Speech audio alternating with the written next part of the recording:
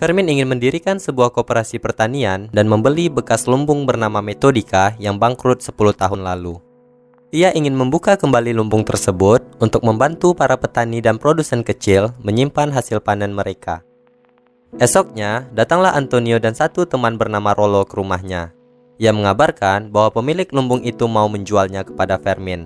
Namun, ia harus menemui pemilik itu secara langsung, karena ia sangat mengidolakan Fermin. Fermin dan Lydia datang menemui anak dari pemilik pabrik itu. Ia setuju menjual pabrik itu dengan harga 300.000 peso. Mereka berbincang seputar masa lalu Fermin yang menjadi idola banyak orang. Mungkin berkat ia menceritakan masa lalunya kepada anak pemilik pabrik, ia mendapatkan potongan harga sebesar 30.000 peso. Lumayanlah untuk kortingan. Bisnis koperasi itu pun dimulai. Pertama-tama, Fermin dan Antonio mendatangi orang-orang yang mau bergabung dan berinvestasi. Mereka mendatangi dua bersaudara Eladio dan Jose Gomez yang dianggap sebagai pekerja keras dan jujur. Antonio menjelaskan kepada keduanya tentang koperasi tersebut dan bagaimana sistem kerjanya. Setelah panjang lebar, awalnya keduanya menolak karena ingin membuka bisnis rental film. Tapi, berkat Fermin dan Antonio yang meyakinkan mereka, akhirnya mereka mau ikut dan berinvestasi sebesar 12.000 peso. Selanjutnya, mereka mendatangi orang-orang berikutnya.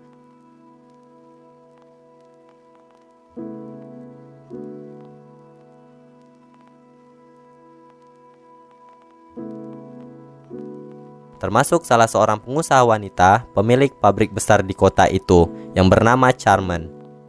Ketika Fermin mengajaknya, Carmen hanya meminta satu syarat, yaitu agar anak lelakinya Hernan yang bandel itu diajak untuk bekerja jadi apapun. Akhirnya, mereka siap sepakat dan Carmen berinvestasi 100.000 peso. Fermin pun dan kawan-kawan berhasil mengumpulkan uang hampir 159.000 peso. Mereka pergi ke kota Villagrán untuk menyimpan uang tersebut di sebuah bank. Mereka menyimpan di sebuah brankas yang tersedia di bank itu. Esoknya, ia dihubungi oleh Alvarado, si manajer bank. Ia memberitahukan tentang pinjaman yang diajukan oleh Fermin untuk membangun kooperasinya. Alvarado secara manipulatif meyakinkan Fermin untuk menyimpan uang itu di rekening miliknya, dengan alasan bank sentral tidak akan menyetujui permintaan pinjamannya jika Fermin tidak memiliki uang sebagai jaminan di rekening. Dan jika pun disetujui, akan butuh waktu 5-6 bulan lagi untuk pencairannya. Akhirnya, Fermin berhasil diyakinkan dan ia mengikuti perintah itu. Ia menyetorkan 158.000 peso dalam mata uang dolar. Saat ia menyetor ke teller bank, ada sesuatu yang mencurigakan dari raut wajah sang teller. Apa ya maksudnya? Oke, lanjut saja nonton terus.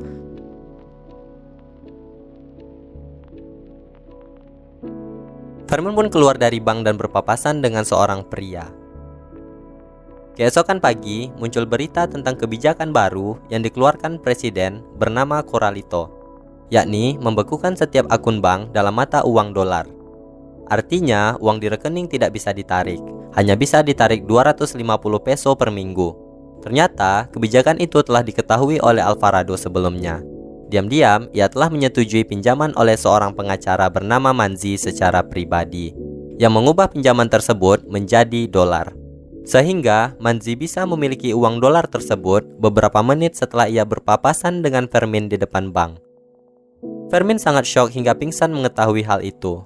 Ia menyesal telah memasukkan uang itu ke rekening, karena uang itu bukanlah miliknya. Dan ia belum memberitahu orang-orang yang memberi investor tentang masalah tersebut. Namun, Antonio menenangkan Fermin dan mengatakan bahwa ia akan membereskan semuanya. Scene selanjutnya, Fermin didatangi oleh seorang investor bernama Safa yang komplain karena uangnya juga ada di sana. Bahkan, Fermin dituduh sebagai pengkhianat olehnya.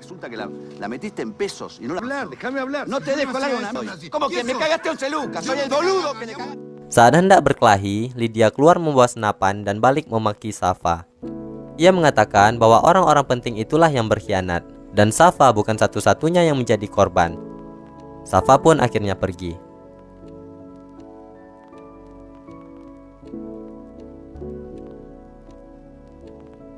Malamnya, Antonio dan Rollo berhasil membawa Fernando yang merupakan teller bank ketika Fermin menyetor uang.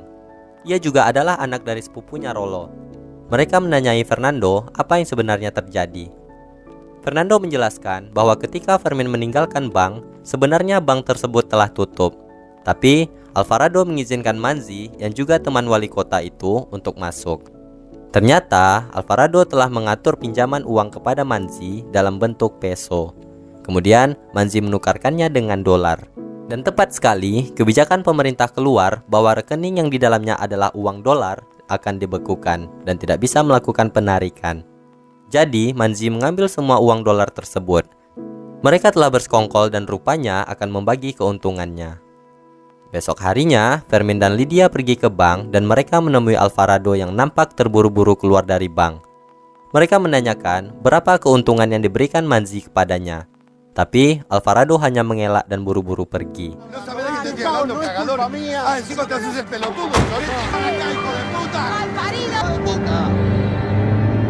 Mereka pulang dengan kecewa. Namun, ketika di perjalanan, nasib naas menimpa Fermin dan Lydia.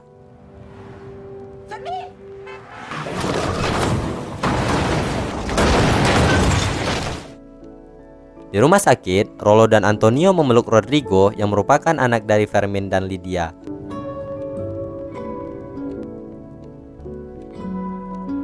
Ia pulang dari La Plata, tempat ia berkuliah, setelah mendengar kabar yang menimpa orang tuanya. Rodrigo menemui sang ayah yang terbaring dengan luka cukup parah di tubuhnya. Sang ayah menanyakan keberadaan ibunya di mana, yang ternyata nyawanya tidak bisa diselamatkan. Bulan Februari pun tiba. Setelah lama di rumah sakit, Fermin akhirnya pun dibolehkan pulang. Kini, ia hanya tinggal berdua dengan Rodrigo. Di saat itu, Argentina sudah sangat krisis dan kemiskinan terjadi di mana-mana. Rodrigo keluar dari kuliah untuk bekerja dan merawat sang ayah. Carmen, si pengusaha, mempekerjakan Gomez bersaudara. Rollo dijadikan kepala stasiun kereta hantu. Rumah Medina terendam karena hujan yang terus turun. Antonio terus melanjutkan bengkel bannya. Antonio berharap Alvarado dan Manzi datang ke tokonya dan ia telah menyiapkan palu untuk memberikan salam kepada mereka. Setahun kemudian, Rollo dan Antonio datang kembali menemui Fermin. Mereka menceritakan bahwa istri Gomez bernama Alicia adalah perawat di salah satu rumah sakit di Villa Gran. Alicia merawat seorang lelaki bernama Saldana yang sekarat. Suatu hari, seseorang datang menemui Saldana. Dan ternyata, orang itu adalah Manzi yang memberinya sebuah proyek, yaitu menggali lubang ukuran 3x3 dengan kedalaman 2 meter di sebuah bukit kecil tertutup pepohonan yang berada di tengah peternakan sapi milik Manzi. Manzi mengaku lubang itu untuk ruang mekanik filter kolam renang untuk rumah yang akan ia bangun di daerah itu nanti. Mencurigakan lagi. Antonio menjelaskan bahwa lubang itu untuk membuat lemari besi untuk menyembunyikan uang curiannya. Namun, Fermin tak percaya akan hal itu. Antonio merasa kesal dan muak dengan Fermin yang selalu berlarut-larut dengan kesedihannya karena telah kehilangan Lydia. Antonio dan Rollo pun pergi. Kini, Rodrigo mencoba meyakinkan ayahnya untuk percaya dan melakukan sesuatu. Akhirnya, Fermin mendatangi Antonio ke bengkelnya. Fermin memberitahu Antonio bahwa ia setuju untuk melakukan sesuatu perihal Manzi yang membuat lemari besi itu. Malam harinya, Fermin dan Antonio mengundang mereka yang telah berinvestasi untuk koperasi itu datang ke bengkel bannya, termasuk anak lelaki Cemer. Fermin berkata bahwa mereka akan melakukan sesuatu yang bisa membuat mereka dalam masalah besar. Demi merebut kembali apa yang telah dicuri dari mereka, semua orang setuju dan mulai menyusun rencana. Mereka akan membobol lemari tersebut dan mengambil hanya hak mereka lagi. Sherman menyela tidak akan ada waktu untuk menghitung uang mereka. Ia mengusulkan untuk mengambil semuanya, lalu membawa pulang dan mengambil bagian mereka dan sisanya disumbangkan. Akhirnya mereka pun setuju. Keesokan hari, mereka mulai beraksi dengan mengirim Rodrigo ke kantor Manzi sebagai tukang merawat tanaman yang tidak dibayar untuk memantau kemana Manzi akan pergi. Awalnya Manzi menolak, namun Rodrigo atau Miguel nama samarannya diterima oleh Florencia, sekretaris Manzi.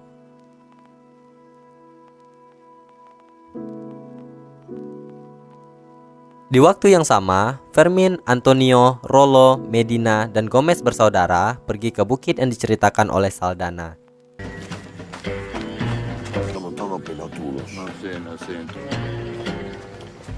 sedangkan Hernan mengawasi jika Manzi datang. Di kantor Manzi, Florencia menanyai Rodrigo tentang tanaman, padahal ia sama sekali tidak tahu tentang tanaman tersebut. Fermin dan kawan-kawan akhirnya menemukan lemari besi yang dibuat rata dengan tanah. Ternyata di sana ada alarm yang terhubung ke telepon milik Manzi. Saat ia menerima telepon, Manzi buru-buru pergi. Rodrigo pun menelpon Hernan dan mengatakan bahwa Manzi sedang menuju ke sana dan ia memasang alarm di lemari itu. Hernan langsung berteriak alarm. Mereka pun pontang-panting lari meninggalkan bukit tersebut.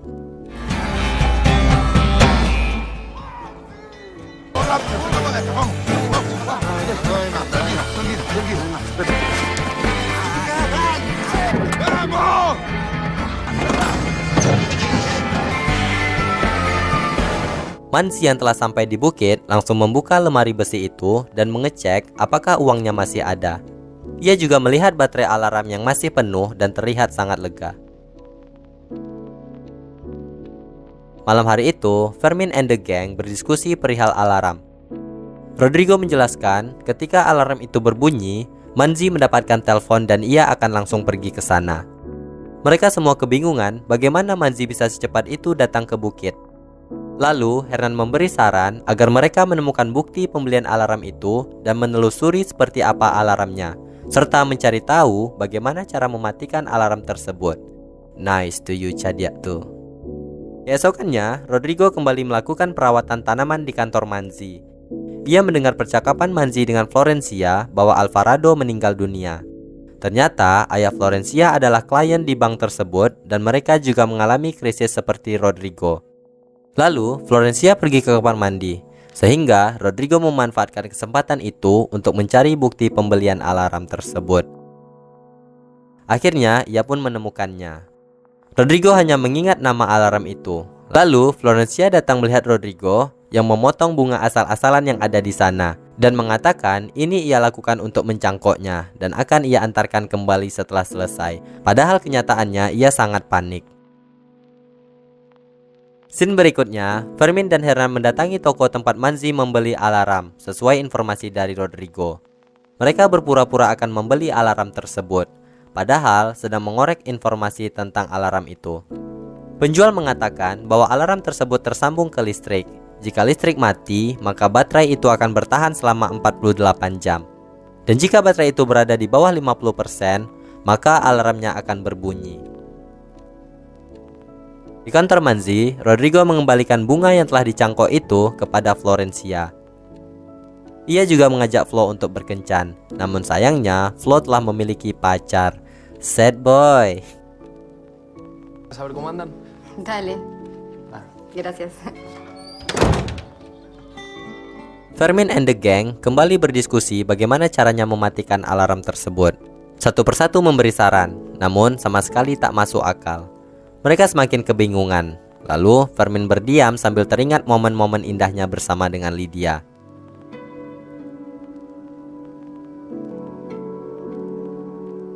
Ia teringat sebuah film yang pernah ia tonton dengan Lydia. Kemudian ia memutar film itu dan menyaksikannya bersama Rodrigo tengah malam.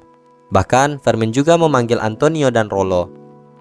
Ia menjelaskan idenya seperti film itu. Di film itu, seorang pencuri berlian selalu menghidupkan alarm keamanan berkali-kali, hingga membuat petugas kewalahan memeriksa setiap waktu. Padahal di sana tidak terjadi apa-apa. Hingga presiden menyuruh untuk alarm tersebut dimatikan. Sama halnya dengan rencana Fermin untuk membuat Manzi melepas baterai alarm tersebut dan mengira bahwa baterainya rusak. Lalu, alarm hanya akan tersambung ke listrik. Saat itu, mereka akan membuat listrik padam di kota, sehingga Manzi akan menganggap hal itu pemadaman listrik biasa.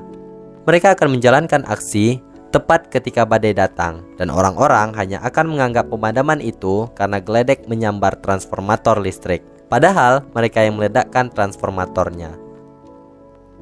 Mereka memulai menjalankan rencana. Pertama, dengan mencari sumber aliran listrik ke lemari besi itu, dan mereka menemukannya.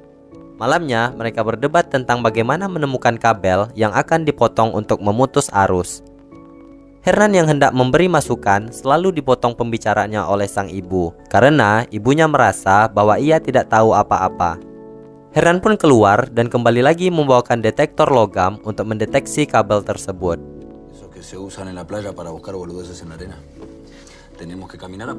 Semua orang takjub termasuk ibunya. Lalu Hernan pun keluar. Makanya jangan ngejudge anak kecil, Bu. Fermin dan Antonio mulai menelusuri kabel itu. Lalu mereka memutuskan untuk menggali tanah yang di bawahnya ada kabel yang terhubung ke lemari besi. Mereka memilih area yang cukup jauh dengan peternakan agar tidak diketahui oleh Manzi. Setelah berhasil menemukan kabelnya, Fermin kemudian memotong kabel yang berwarna biru. Otomatis aliran listrik ke alarm mati dan baterainya terlihat berkurang 1%. Kini Fermin, Antonio, dan Rollo sedang melihat transformator mana yang akan mereka ledakan nantinya. 24 jam kemudian, Manzi datang ke bukit itu karena baterai alarm telah melewati 50%. Fermin menyuruh Rollo untuk menyambung kembali kabel itu agar tidak menimbulkan kecurigaan. Manzi nampak terburu-buru dan langsung mengecek uangnya. Ia merasa ada yang janggal karena baterai alarm berkurang. Tak lama, Manzi bertemu dengan pemilik toko alarm. Ia meminta untuk mengecek apa ada yang salah dengan alarmnya. Penjual alarm itu mengatakan bahwa semuanya normal. Setelah mereka keluar, penjual itu mengatakan bahwa apapun bisa terjadi di daerah primitif itu. Namun Manzi mengatakan bahwa hanya dirinya dan penjual itulah yang tahu alarm itu tersambung ke dirinya. Bahkan, Manzi menuduh penjual itu mengincar uangnya dan menodongkan pistol ke arah si penjual dan akan menembaknya jika ia berbohong. Untuk membuat Manzi tenang, penjual itu bersedia untuk memeriksa semua instalasi listrik di sana secara gratis. Lalu, Manzi yang kesal menembakkan pistolnya ke arah lain. Fermin dan Rollo yang melihat itu pun kaget karena tahu bagaimana Manzi tidak segan-segan membunuh siapapun. Setelah penjual memeriksanya, ia mengatakan bahwa arus listrik di sana tidak stabil dan itu berkemungkinan sensor baterai mereset ulang dan membuat alarm itu berbunyi. Penjual itu memberikan beberapa opsi. Pertama, ia akan membawa alarm itu untuk diperiksa, dan yang kedua dengan cara melepas baterai untuk mengetahui apakah sensornya yang bermasalah atau bukan. Ia juga berkata, bisa saja masalah ini bersumber dari arus listriknya. Malam itu, Fermin mengatakan kepada gengnya bahwa Manzi itu berbahaya karena berani untuk menodongkan pistol kepada orang lain. Namun, anggota geng yang lain sama sekali tidak khawatir dan terlihat sangat santuy. Mereka pun tetap melanjutkan rencana untuk membuat Manzi stres dengan alarmnya, sehingga ia akan melepas baterai tersebut. Bahkan, Fermin and the gang memasang semacam saklar untuk memudahkan mereka menyambungkan dan memutus arus ke alarm. Mereka mengerjai Manzi habis-habisan. Manzi selalu terburu-buru ketika mendapat alarm tersebut berbunyi. Bahkan saat rapat, ia rela meninggalkan rapat.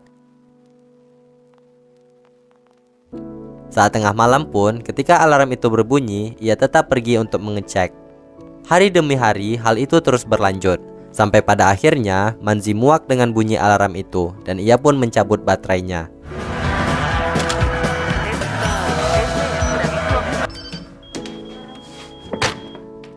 Scene berikutnya, Fermin dan Rollo diajak oleh Antonio ke sebuah gudang.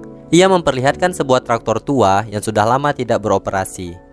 Ia menyuruh Rollo untuk memperbaikinya. Lalu Antonio memperlihatkan ada 90 kg dinamit yang akan mereka butuhkan. Di waktu yang sama, Rodrigo sedang bekerja di kantor Manzi untuk menata tanaman. Di sini, Florencia bertanya kepada Rodrigo apa yang terjadi. Ia curiga karena sejak Rodrigo datang, bosnya selalu panik soal alarm. Dan Flo lebih tahu tentang tanaman daripada Rodrigo. Ia mengancam akan mengatakan kepada bosnya jika ia tidak mendapat jawaban. Karena tidak mendapat jawaban, ia berniat memberitahu Manzi yang buru-buru karena alarmnya berbunyi. Beruntung, Manzi pergi dan Rodrigo langsung menelpon secara terang-terangan di depan Flo dan mengabarkan Manzi telah pergi. Rodrigo akhirnya jujur kepada Flo. Ia mengatakan bahwa Manzi telah bersekongkol dengan Alvarado dan merampas semua dolar di bank itu. Keluarganya dan keluarga Flo adalah korban, dan mereka akan mengambil kembali uang yang telah dicuri Manzi. Ia juga menceritakan kematian ibunya gara-gara Manzi. Rodrigo pun mengaku bahwa namanya bukan Miguel, dan ia pergi meninggalkan Flo yang syok mendengar kebenaran itu. Di perjalanan, Manzi melihat orang-orang sedang memperbaiki tiang listrik. Mereka adalah geng Farmir. Mereka memberitahu bahwa transformatornya sedang diperbaiki karena semalam rusak. Manzi yang percaya kemudian pun pergi.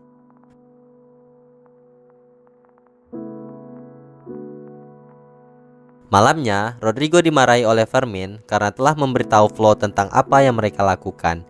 Ia mengira bahwa Flo pasti akan memberitahu Manzi tentang rencana mereka tersebut. Fermin pun memutuskan untuk menyudahi rencana ini. Tapi, Rodrigo meyakinkan bahwa Flo tidak akan memberitahu Manzi. Ia yakin Flo mendengarnya. Namun Fermin bersikeras karena ia telah kehilangan istrinya dan ia tidak mau kehilangan anaknya juga. Padahal, mereka hanya tinggal menunggu hari di mana badai akan datang. Keesokan harinya, terlihat Fermin sedang melihat awan yang telah mendung, karena diperkirakan badai akan datang pada hari itu. Lalu, Rodrigo menemuinya dan meyakinkan lagi bahwa Flo tidak akan mengatakan rencana itu. Namun, Fermin bersikeras dan tidak akan melanjutkan rencananya. Tak lama, Antonio dan yang lain datang ke rumah Fermin. Antonio mengatakan bahwa mereka akan tetap melanjutkan misi itu tanpa Fermin. Dan Fermin berkata, "Terserah, jangan bawa-bawa kami." Tapi, Rodrigo malah mengatakan bahwa ia tetap akan ikut misi itu dan mereka pun pergi.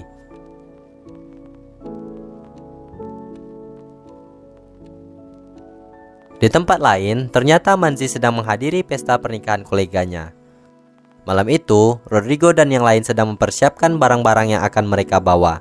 Traktor yang diperbaiki oleh Rollo pun berhasil hidup kembali. Ketika Rodrigo membuka pintu gudang, ia melihat Fermin datang dengan motor dan mereka pun tersenyum.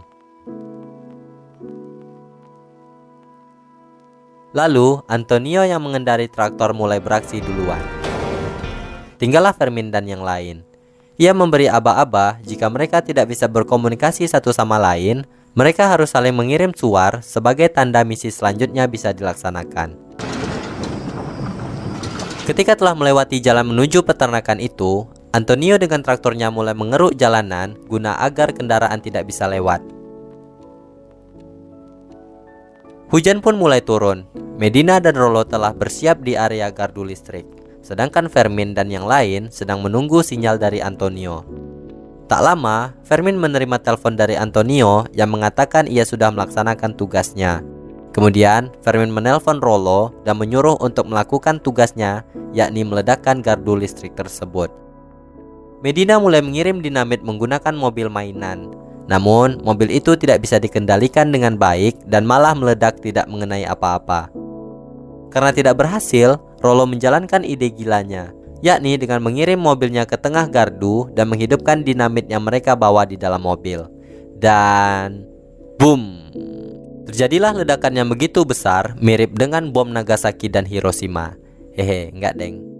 Fermin dan yang lain tercengang melihatnya. Seketika, seluruh kota itu pun menjadi gelap gulita.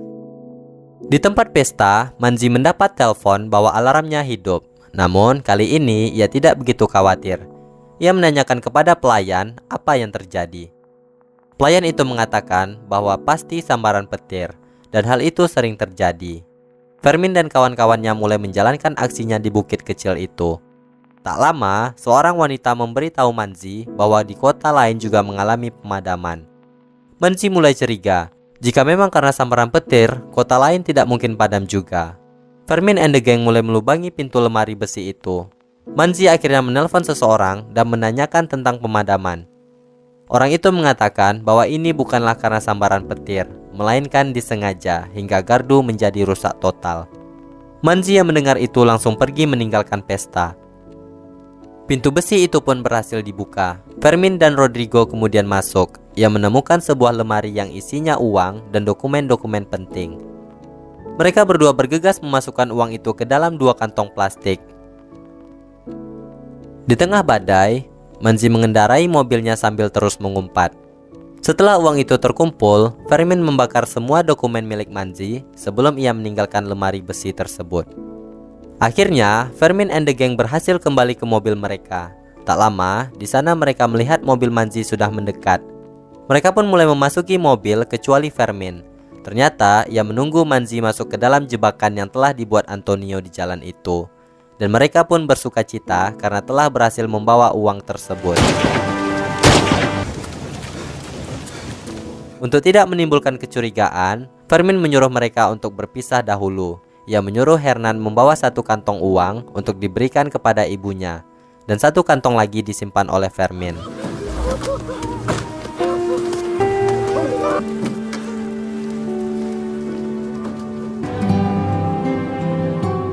Manzi mengumpat melihat api di dalam lemari besinya.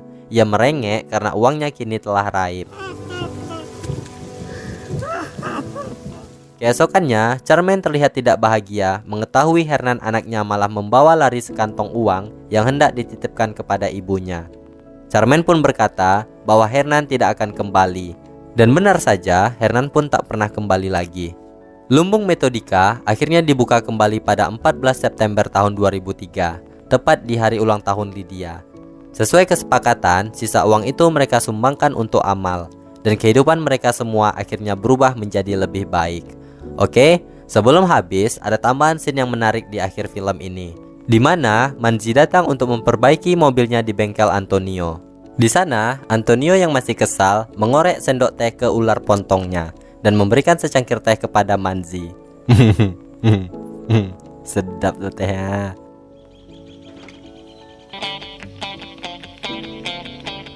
Tamat, ending yang membahagiakan, dan film pun berakhir. Dalam film ini, kita bisa melihat bagaimana perjuangan para aki-aki cinta damai ini untuk mengambil kembali apa yang telah dirampas dari mereka. Dengan strategi yang tepat, kesabaran yang panjang, keyakinan dan kerjasama yang baik, pada akhirnya terbukti menghasilkan kemenangan yang besar. Untuk Manzi, pepatah ini mungkin tepat. Sepandai-pandainya tupai melompat, pasti akan jatuh juga. Oke, sampai di sini perjumpaan kita kali ini. Jika kalian memiliki referensi film untuk direview, silahkan komen di bawah ya. Sampai jumpa dan terima kasih.